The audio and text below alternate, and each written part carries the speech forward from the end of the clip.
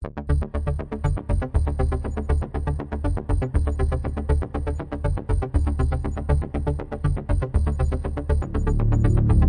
what I follow, Basta Sports, J. Mello.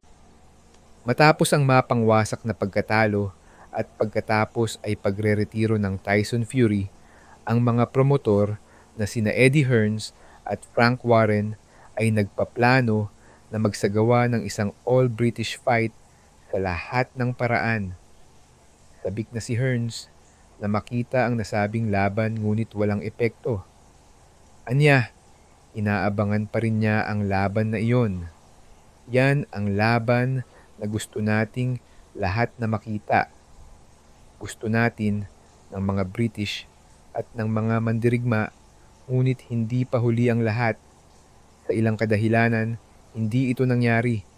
Sino ang nakakaalam kung si Tyson ang nagpasya, kung siya ay sawa na sa paggapas ng damuhan, maaaring mangyari ito. Bulalas ni Warren. Matatandaang nagretiro si Fury, 34-2 Chapter 1, 24 KOs matapos ang back-to-back loss kay cruiserweight Alexander Usyk, 23 panalo, 0 talo.